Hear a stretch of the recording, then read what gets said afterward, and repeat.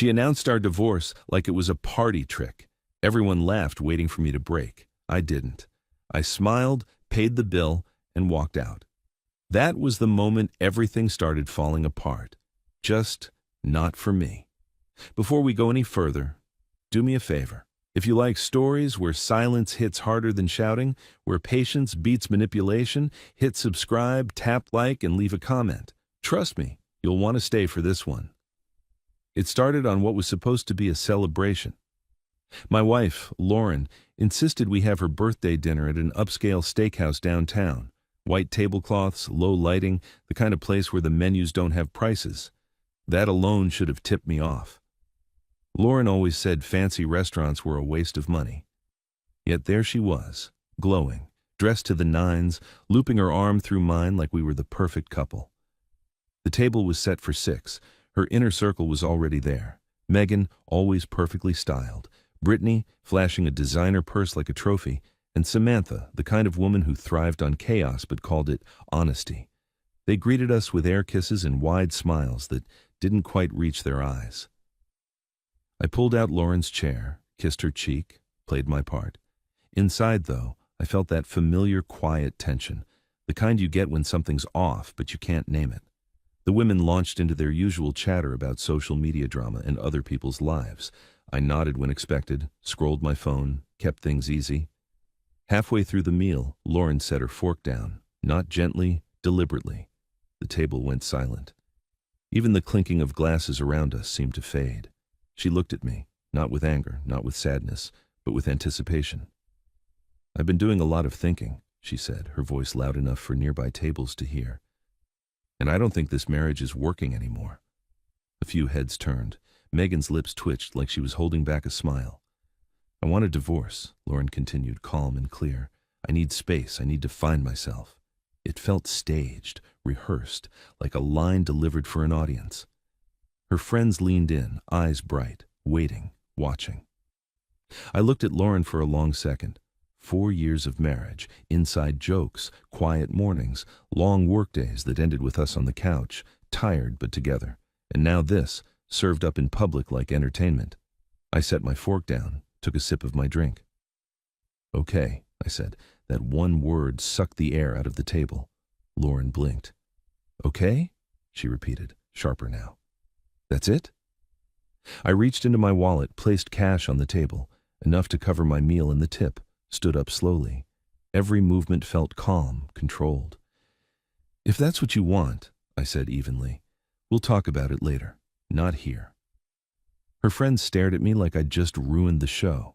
Samantha's mouth actually fell open. I nodded politely. "Enjoy the rest of your evening." Then I walked out. Behind me, I heard Lauren call my name. I didn't turn around. The valet brought my truck and I drove home in complete silence, hands steady on the wheel, heart quieter than it had been in months. That night, my phone lit up. Calls, texts, voicemails piling up fast. I ignored every single one, not out of spite, out of clarity. Because when someone tells you who they are, especially in front of an audience, the smartest thing you can do is listen. And that night, I listened. The next morning felt disturbingly normal. Same alarm, same shower, same black coffee in the kitchen while the sun crept through the blinds. The only difference was the silence. Lauren hadn't come home. Her side of the bed was untouched, cold, perfectly smooth. For the first time in years, I noticed how quiet the house really was when she wasn't filling it with noise, music, complaints, or phone calls to her friends. My phone showed 23 missed calls and dozens of messages. I didn't open a single one. I wasn't angry enough to argue and not weak enough to beg. I got dressed, straightened my tie, and went to work like it was any other Tuesday. By the time I reached the office, the buzzing started again. I let it ring out. Numbers blur when you stop giving them power. Around 10, my assistant knocked on the door, hesitant. "Your wife is here," she said quietly. "She seems upset." I didn't ask questions. I could already hear Lauren's voice echoing down the hallway, sharp and frantic, demanding to see me. I closed the file on my desk and leaned back in my chair. "Send her in," I said, "and hold my calls." Lauren burst through the door like a storm, mascara smudged, eyes red. Yesterday's confidence was gone, replaced with panic. She crossed her arms like armor.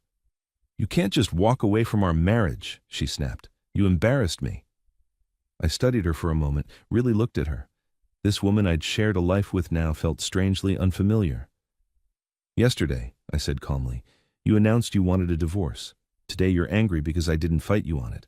Help me understand that." She opened her mouth, then closed it. Her face flushed. "It wasn't supposed to go like that." There it was. "What was it supposed to be?" I asked. She exploded. "You were supposed to care. You were supposed to argue, to prove you loved me, to fight for us." I nodded slowly. So it was a test. Her silence answered for her.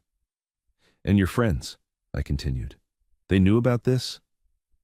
Lauren hesitated, then muttered, "They were just trying to help." I stood and walked to the window, looking out at the parking lot below. Her car was parked crooked, taking up 2 spaces. Fitting.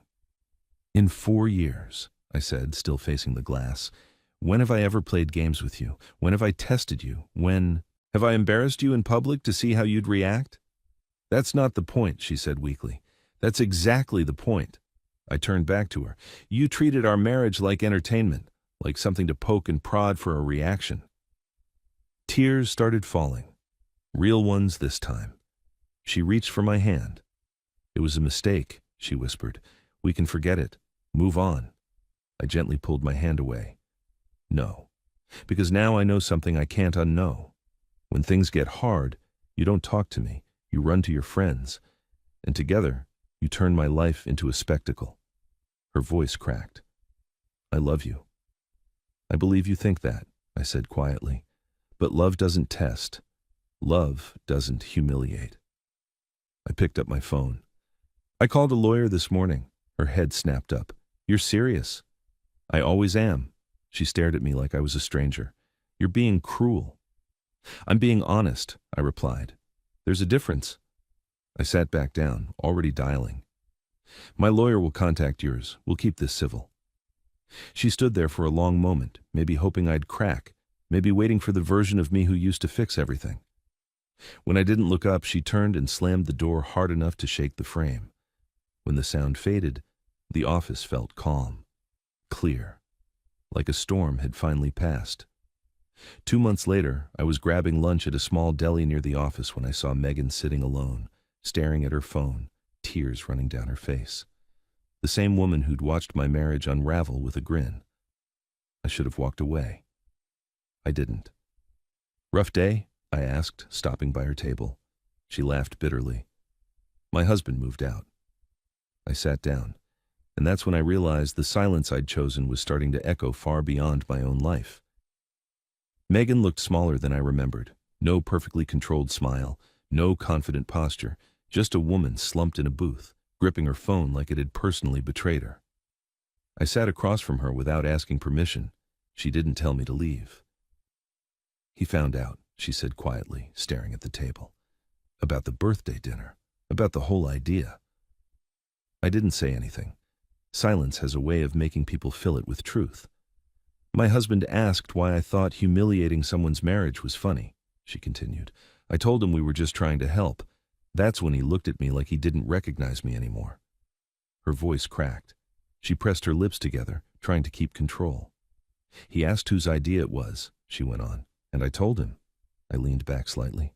And he said any woman who would do that to a friend's marriage was someone he couldn't trust with his own." Tears slipped down her face now. "He said he wondered what else I'd done for fun that he didn't know about." That word hung between us. Fun. I took a slow bite of my sandwich, letting her talk. "He packed a bag and left," Megan whispered. "Didn't yell, didn't argue, just said he needed space from someone who treated people like experiments." For a brief moment, I felt something close to pity. Then I remembered the restaurant, the way she'd leaned forward, eyes bright, waiting for me to break. "Do you regret it?" I asked. She nodded immediately. "Every day." I stood, tossed my trash, and looked down at her. "Regret doesn't rebuild trust. Just remember that." I walked out, feeling that same strange calm. Not satisfaction, just balance. 3 weeks later, the pattern continued. I was leaving the gym when Daniel, Brittany's boyfriend, caught up to me in the parking garage. He looked exhausted, the kind of tired that sleep doesn't fix. "Got a minute?" he asked. We leaned against my truck. He ran a hand through his hair over and over. "She told me everything," he said. "Not just about your wife, about the tests, the games." I waited. She'd pretend to be upset just to see how I'd react, mention other guys to watch me get jealous. Every time I questioned it, she laughed and said she was just checking our connection. He exhaled sharply. "After hearing what she did to you, it all clicked." He looked me straight in the eye. I realized I wasn't in a relationship. I was in a performance. "What did you do?" I asked. "I called her bluff," he said. "I said maybe we should take a break." A humorless smile crossed his face. That's when she panicked. Suddenly it wasn't a test anymore. He told me how she cried, begged, accused him of betrayal, how she showed up at his office unannounced, how she promised to change without ever admitting she'd done anything wrong. I asked her if she thought destroying marriages was funny, Daniel said. "She told me men just don't understand emotional depth." I shook my head. "That's when I left," he finished, "and she hasn't stopped calling since." A week later, Ryan, Samantha's boyfriend, found me at a sports bar. Same story, different details. He told me she'd been the mastermind, that she'd planted doubts for months, that she believed men needed to be pushed, embarrassed, cornered to prove their worth. "She said if someone leaves after a test, they weren't worth keeping anyway," he said, eyes dark. That's when I knew I couldn't stay. Each conversation felt eerily similar. Different voices, same realization. By the 4th month, the group that once laughed together was gone. Relationships unraveled quietly, one after another. No shouting, no revenge. Just men walking away after seeing something they couldn't unsee. And through it all, Lauren stayed silent. Until one evening, as I was reviewing paperwork at home, I heard a car door slam in the driveway. I looked out the window and saw her standing there, thinner, unsteady, staring at the front door like it might reject her. For the first time since that dinner, I felt nothing at all. I didn't rush to the door. I finished the paragraph I was reading, set the papers down neatly, and only then stood up. When I opened it, Lauren looked like someone who'd been living in a storm with no shelter. Her hair was pulled back without care, her eyes swollen, her clothes wrinkled and familiar in a way that felt distant now. "Can we talk?" she asked quietly. I stepped aside. "Coffee?" She nodded, surprised by the normality of it. She sat at the counter while I brewed it. The kitchen felt different, cleaner, quieter, more mine. I slid a mug toward her. She wrapped her hands around it like it was the only solid thing left in her world. "They're all gone," she said after a long pause. I didn't respond. "Megan's divorce finalized last week. Brittany can't get Daniel to answer her calls. Samantha," she swallowed. "She's not allowed near her ex's job anymore." I raised an eyebrow slightly but stayed silent. Lauren stared into her coffee. "They're blaming each other now. No one's taking responsibility. Every conversation turns into a fight." "And you?" I asked. She looked up, eyes glassy. "I don't know who I am without them, or without you." She took a breath. "They kept saying you didn't fight because you didn't care, that a real man would have made a scene." I leaned against the counter. "And what do you think now?" Her voice broke. "I think they were wrong." She looked at me like she was hoping for something, sympathy maybe, or forgiveness. "Living without you," she continued, "made me realize how quiet love actually was with us. You didn't perform, you just showed up, every day." I nodded once. "That was never a test for me." "I know that now," she said quickly. "I lost everything listening to people who thrive on drama." The silence stretched. She finally whispered, "Is there any chance?" I met her eyes. "No." The word landed softly but firmly. She nodded, tears slipping free. I figured. She told me she was thinking of moving, starting over somewhere new. The house, she said, should stay with me. She wasn't going to fight that. "I signed the final papers yesterday," she added. "My lawyer will send them over." I appreciated the simplicity of it. Before she left, she hesitated. I wrote them letters, told them what their help cost me. "And?" I asked. "Megan apologized. Brittany got defensive. Samantha said I deserved what happened." I exhaled slowly. "That sounds about right." Lauren stood at the door. "I learned something," she said. "That love doesn't need to be tested. and anyone who needs to test it doesn't understand it. I nodded. That's true. She looked at me one last time. You were a good husband. I didn't answer. Not because it wasn't true, but because some realizations come too late to change anything. I watched her walk to her car and drive away. The house was quiet again, and this time, it felt right. Part 4. I didn't rush to the door. I finished the paragraph I was reading, set the papers down neatly, and only then stood up. When I opened it, Lauren looked like someone who'd been living inside a storm with no shelter. Her hair was pulled back without care, her eyes swollen, her clothes wrinkled and familiar in a way that no longer felt like home. Can we talk? She asked, barely above a whisper. I stepped aside. Coffee? She nodded, surprised by the normality of the offer. She sat at the counter while I brewed it. The kitchen felt different now, cleaner, quieter, more mine. I slid a mug toward her. She wrapped her hands around it as if it were the only solid thing left in her world. They're all gone, she said after a long pause. I didn't respond. Silence seemed kinder than judgment. Megan's divorce was finalized last week. Brittany can't get Daniel to answer her calls. Samantha, her voice trembled, she's not allowed near her ex's workplace anymore. That caught my attention, but I said nothing. Lauren stared into her coffee. They're blaming each other now. No one's taking responsibility. Every conversation turns into a fight. And you? I asked calmly. She looked up, eyes red. I don't know who I am without them, or without you. She inhaled shakily. They kept telling me you didn't fight because you didn't care, that a real man would have made a scene. I leaned against the counter. And what do you believe now? Her voice cracked. I think they were wrong. She searched my face, hoping to find something. Regret, maybe. Or a door still open. Living without you, she continued, made me realize how quiet love actually was with us. You didn't perform. You didn't test me. You just showed up, every day. I nodded once. That was never a game to me. I know that now, she said quickly. I lost my marriage listening to people who confuse chaos with passion. The room filled with a heavy stillness. Is there any chance? She whispered. I met her eyes. No.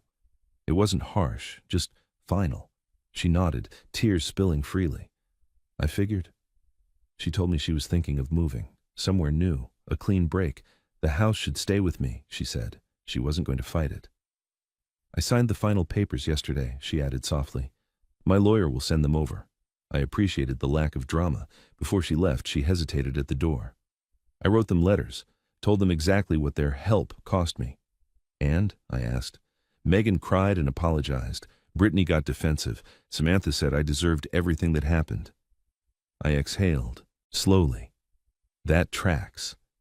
Lauren stood there a moment longer. I learned something, she said. That love doesn't need to be tested, and anyone who needs to test it doesn't understand it. I nodded. That's true. She looked at me one last time. You were a good husband. I didn't respond, not because it wasn't true, but because some realizations come too late to change anything. I watched her walk to her car and drive away. The house was quiet again, and this time, the silence felt earned. I stood by the door long after Lauren drove away, not frozen, not stunned, just still. The kind of stillness that comes when something finally ends the way it was always going to. No rage left, no urge to explain myself to anyone, just a quiet sense of closure settling into the walls of the house. That night, I didn't pour a drink. I didn't call anyone. I went into my office, sat down, and opened the folder with the final paperwork. Signatures, dates, clean lines, no drama. When I finished, I closed the folder and set it in the drawer. Done. Over the next few weeks, I started noticing small things. How peaceful mornings were without tension hanging in the air. How decisions felt lighter when they didn't need to be discussed, debated, or approved by a committee of friends. I rearranged furniture, hung new photos, changed routines, built a life that didn't revolve around proving anything to anyone. Words still drifted back to me from time to time.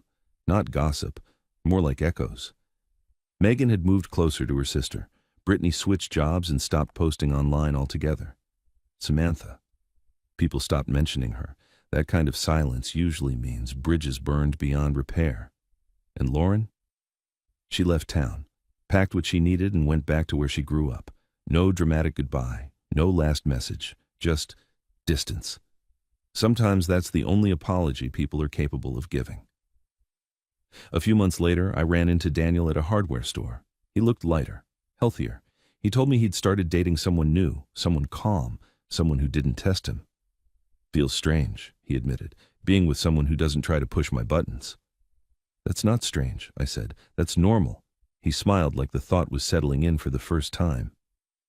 Driving home that day, I realized something important. None of us had been weak.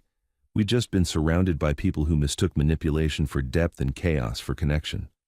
Once that illusion cracked, walking away wasn't hard. It was inevitable.